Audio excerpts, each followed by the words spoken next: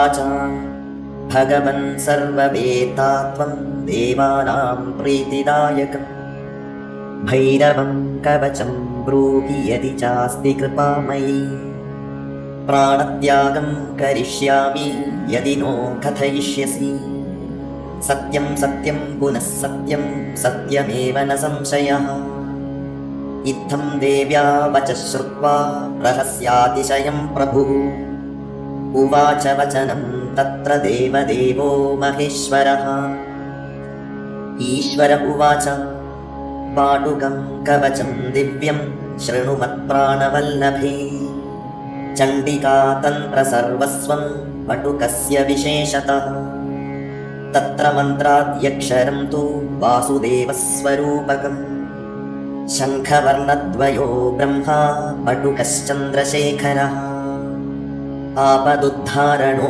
देवो भैरवः परिकीर्तितः प्रवक्ष्यामि समासेन चतुर्वर्गप्रसिद्धये प्रणवः कामदं विद्या लज्जा बीजं च सिद्धिदम् पटुकायेति विज्ञेयं महापातकनाशनम् आपदुद्धारणायेति वापदुद्धारणं नृणाम् गुरुद्वयं महेशानि मोहने परिकीर्तितम् पटुकाय महेशानि स्तम्भने परिकीर्तितम् लज्जा बीजं तथा विद्यान्मुक्तिदं परिकीर्तितम् द्वाविंशत्यक्षरो मन्त्रः क्रमेण जगदीश्वरी ॐ ह्रीं पटुकाय आपदुद्धारणाय कुरु कुरु पटुकाय ह्रीं ॐ अस्य श्री पटुकभैरव ब्रह्मकवचस्य भैरव ऋषिः अनुष्टुप्छन्दः श्रीपटुकभैरवो देवता मम श्रीपटुकभैरवप्रसादसिद्ध्यर्थे जपे विनियोगः ॐ पातु नित्यं शिरसि पातु ह्रीं कण्डदेशनि पटुकाय पातु नाभौ चापदुद्धारणाय च कुरुद्वयं लिङ्गमूले द्वाधारे पटुकाय च सर्वदा पातु ह्रीं बीजं बाह्वो युगलमेव च षडङ्गसहितो देवो नित्यं रक्षतु भैरवः ॐ ह्रीं पटुकाय सततं सर्वाङ्गं मम सर्वदा ॐ ह्रीं पादौ महाकालः पातु वीरासनो हृदि ॐ ह्रीं कालः शिरः पातु कण्डदेशे तु भैरवः गणराट् पातु जिह्वायाम् अष्टाभिः शक्तिभिः सह ॐ ह्रीं दण्डपाणिर्गुह्यमूले भैरवी सहितस्तथा ॐ ह्रीं विश्वनाथः सदा पातु सर्वाङ्गं मम सर्वदा ॐ ह्रीं अन्नपूर्णा सदा पातु चांसौ रक्षतु चण्डिका आसिताङ्गः शिरः पातु ललाटं रुरुभैरवः ॐ ह्रीं चण्डभैरवः पातु वक्त्रं कण्ठं श्रीक्रोधभैरवः उन्मत्तभैरवः पातु हृदयं मम सर्वदा ॐ ह्रीं नाभिदेशे कपाली च लिङ्गे भीषणभैरवः संहारभैरवः पातु मूलाधारं च सर्वदा ॐ ह्रीं बाहुयुग्मं सदा पातु भैरवो मम केवलम् हंसबीजं पातु हृदि सोऽहं रक्षतु पादयोः ॐ ह्रीं प्राणापाणौ समानं च उदानं व्यानमेव च रक्षतु द्वारमूले च दशादिक्षु समन्ततः ॐ ह्रीं प्रणवं पातु सर्वाङ्गं लज्जा बीजं महाभये इति श्रीब्रह्मकवचं भैरवस्य प्रकीर्तितम् चतुर्वर्गप्रदं नित्यं स्वयं देवप्रकाशितम् यः पठेच्छृणुयान्नित्यं धारयेत्कवचोत्तमम् सदानन्दमयो भूत्वा लभते परमं पदम् यः इदं कवचं देवि चिन्तयेन्मन्मुखोदितं कोटिजन्मार्जितं पापं तस्य नश्यति तत्क्षणात्।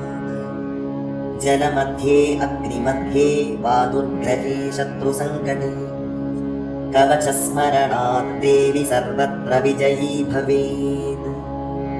भक्तियुक्तेन मनसा कवचं पूजयेद्यदि कामतुल्यस्तु नारीणां रिपूणां च यमोपमः। तस्य पादाम्बुजद्वन्द्वं राज्ञां मुकुटभूषणम् तस्य भूतिं विलोक्यैव कुबेरोऽपि तिरस्कृतः। यस्य विज्ञानमात्रेण मन्त्रसिद्धिर्न संशयः इदं कवचमज्ञात्वा यो जपेत्पटुकं नरः न चाप्नोति फलं तस्य परं नरकमाप्नुयात्। मन्वन्तरत्रयं स्थित्वा तिर्यग्योनिषु जायते इह लोके महारोगी दारिद्र्येणातिपीडितः। शत्रूणां वचगो भूत्वा करपात्री भवेज्जडः। देयं पुत्राय शिष्याय शान्ताय प्रियवादिने कार्पण्यरहितायालं पकुटभक्तिरताय च। योपरागे प्रदाता वै तस्य स्यादति सत्वरम्।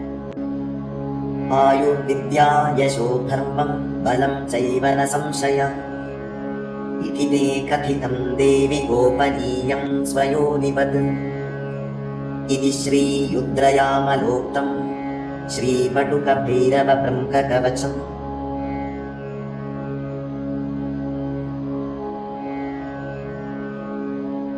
ॐ श्रीदेव्युवाच भगवन् सर्ववेत्ता त्वं देवानां प्रीतिदायकं भैरवं कवचं ब्रूहि यदि चास्ति कृपा मयि। प्राणत्यागं करिष्यामि यदि नो कथयिष्यसि। सत्यं सत्यं पुनः सत्यं सत्यमेव न संशयः। इत्थं देव्या वचः श्रुत्वा प्रहस्यातिशयं प्रभुः उवाच वचनं तत्र देवदेवो महेश्वरः। ईश्वर उवाच पाटुकं कवचं दिव्यं शृणु मत्प्राणवल्लभे। चण्डिका तन्त्रसर्वस्वं पटुकस्य विशेषतः। तत्र मन्त्राद्यक्षरं तु वासुदेवस्वरूपकम्।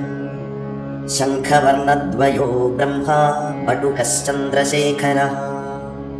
आपदुद्धारणो देवो भैरवः परिकीर्तितः। प्रवक्ष्यामि समासेन चतुर्वर्गप्रसिद्धये।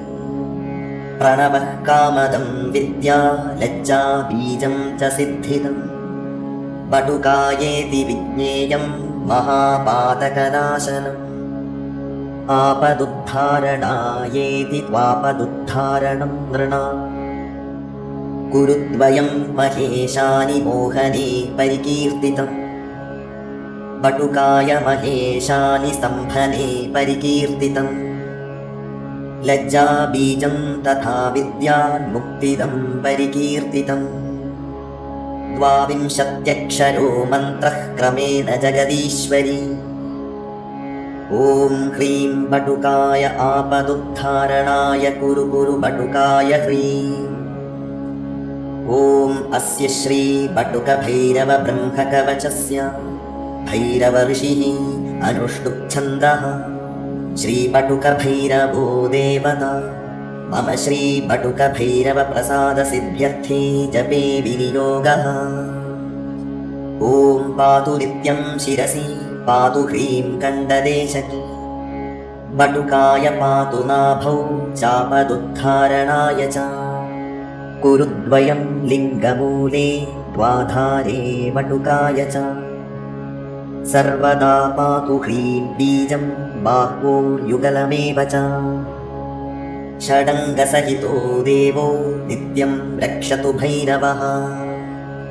ॐ ह्रीं पटुकाय सततं सर्वाङ्गं मम सर्वदा। ॐ ह्रीं पादौ महाकालः पातु वीरासनो हृदि।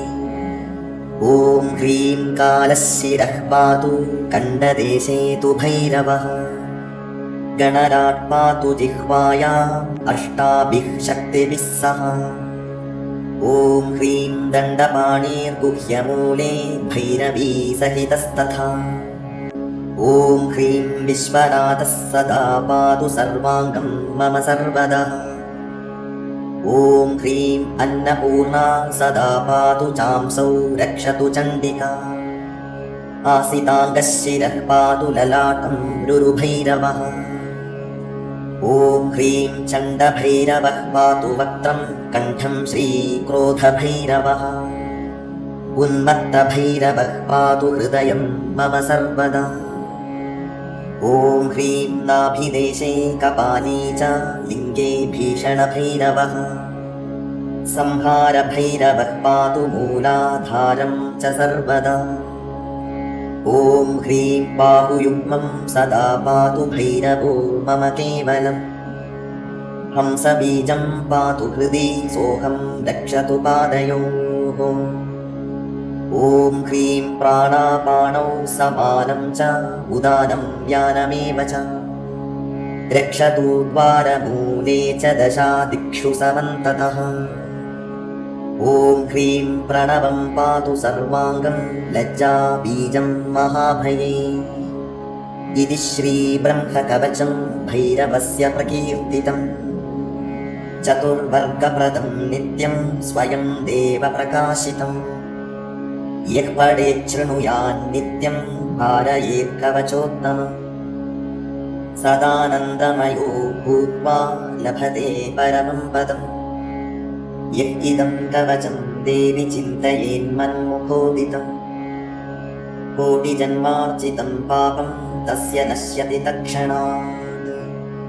जलमध्ये अग्निमध्ये वा दुर्ग्रहे शत्रुसङ्कटे कवचस्मरणात् देवि सर्वत्र विजयी भवेत्। भक्तियुक्तेन मनसा कवचं पूजयेद्यदि कामतुल्यस्तु नारीणां रिपूणां च यमोपमः। तस्य पादाम्बुजद्वन्द्वं राज्ञां मुकुटभूषणम्। तस्य भूतिं विलोक्यैव कुबेरोऽपि तिरस्कृतः। यस्य विज्ञानमात्रेण मन्त्रसिद्धिर्न संशयः। इदं कवचमज्ञात्वा यो जपेत्पटुकं नरः न चाप्नोति फलं तस्य परं नरकमाप्नुयात्। मन्वन्तरत्रयं स्थित्वा तिर्यग्योनिषु जायते। इह लोके महारोगी दारिद्र्येणातिपीडितः। शत्रूणां वचगो भूत्वा करपात्री भवेज्जडः। देयं पुत्राय शिष्याय शान्ताय प्रियवादिने कार्पण्यरहितायालं पकुटभक्तिरताय च। योपरागे प्रदाता वै तस्य स्यादति सत्वरम्।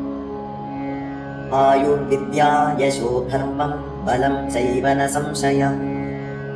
इति ते कथितं देवि गोपनीयं स्वयोनिवत्। इति श्रीरुद्रयामलोक्तं श्रीपटुकभैरवब्रह्मकवचम्। ॐ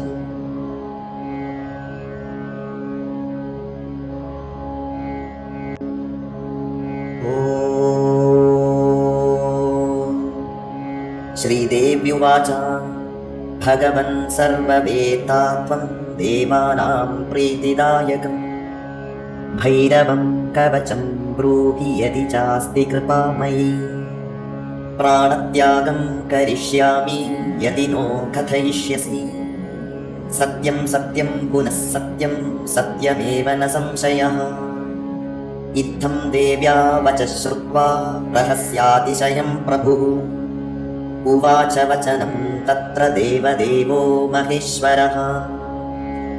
ईश्वर उवाच पाटुकं कवचं दिव्यं शृणु मत्प्राणवल्लभे। चण्डिका तन्त्रसर्वस्वं पटुकस्य विशेषतः। तत्र मन्त्राद्यक्षरं तु वासुदेवस्वरूपकम्। शङ्खवर्णद्वयो ब्रह्मा पटुकश्चन्द्रशेखरः। आपदुद्धारणो देवो भैरवः परिकीर्तितः। प्रवक्ष्यामि समासेन चतुर्वर्गप्रसिद्धये। प्रणवः कामदं विद्या लज्जा बीजं च सिद्धिदम्। बटुकायेति विज्ञेयं महापातकनाशनम्। आपदुद्धारणायेति त्वापदुद्धारणं नृणाम्। कुरुद्वयं महेशानि मोहने परिकीर्तितम्। बटुकाय महेशानि स्तम्भने परिकीर्तितम्। लज्जाबीजं तथा विद्यान्मुक्तिदं परिकीर्तितम्। 22 मन्त्रः क्रमेण जगदीश्वरी। ॐ ह्रीं बटुकाय आपदुद्धारणाय कुरु कुरु बटुकाय ह्रीं। ॐ अस्य श्री बटुकभैरव ब्रह्मकवचस्य भैरव ऋषिः अनुष्टुप्छन्दः श्रीबटुकभैरवो देवता। मम श्रीबटुकभैरवप्रसादसिद्ध्यर्थे जपे विनियोगः। ॐ पातु नित्यं शिरसि पातु ह्रीं कण्डदेशकी। बटुकाय पातु नाभौ चापदुद्धारणाय च। कुरुद्वयं लिङ्गमूले द्वाधारे बटुकाय च। सर्वदा पातु ह्रीं बीजं बाह्वोर्युगलमेव च। षडङ्गसहितो देवो नित्यं रक्षतु भैरवः।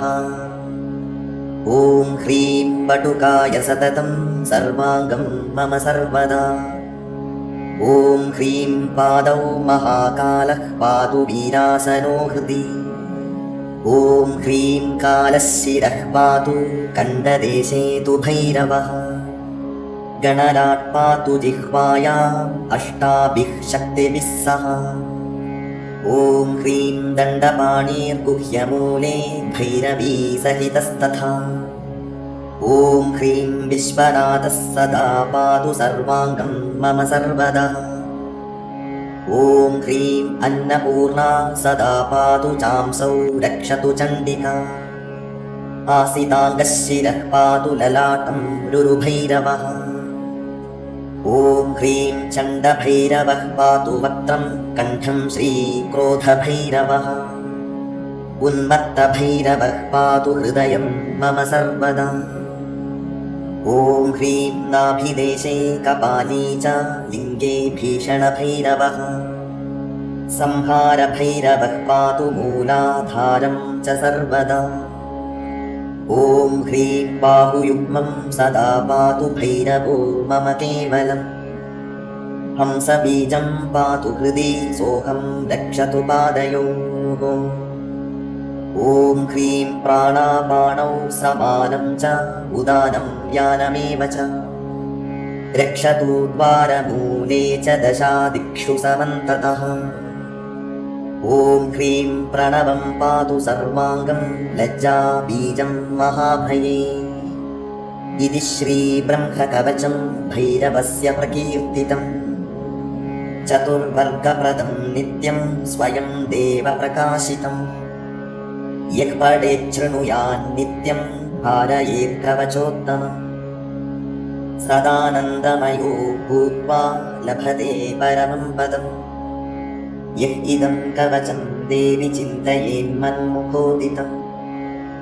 कोटिजन्मार्जितं पापं तस्य नश्यति तत्क्षणात्। जलमध्ये अग्निमध्ये वा दुर्ग्रहे शत्रुसङ्कटे। कवचस्मरणात् देवि सर्वत्र विजयी भवेत्। भक्तियुक्तेन मनसा कवचं पूजयेद्यदि। कामतुल्यस्तु नारीणां रिपूणां च यमोपमः। तस्य पादाम्बुजद्वन्द्वं राज्ञां मुकुटभूषणम्। तस्य भूतिं विलोक्यैव कुबेरोऽपि तिरस्कृतः। यस्य विज्ञानमात्रेण मन्त्रसिद्धिर्न संशयः। इदं कवचमज्ञात्वा यो जपेत्पटुकं नरः। न चाप्नोति फलं तस्य परं नरकमाप्नुयात्।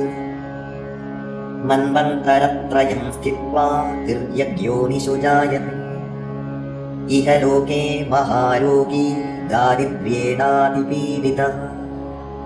शत्रूणां वशगो भूत्वा करपात्री भवेज्जडः देयं पुत्राय शिष्याय शान्ताय प्रियवादिने कार्पण्यरहितायालं अकुटभक्तिरताय च योपरागे प्रदाता वै तस्य स्यादति सत्वरम् आयुर्विद्या यशो धर्मं बलं चैव न संशयः इति ते कथितं देवि गोपनीयं स्वयोनिवत् इति श्रीरुद्रयामलोक्तं श्रीपटुकभैरवब्रह्मकवचम्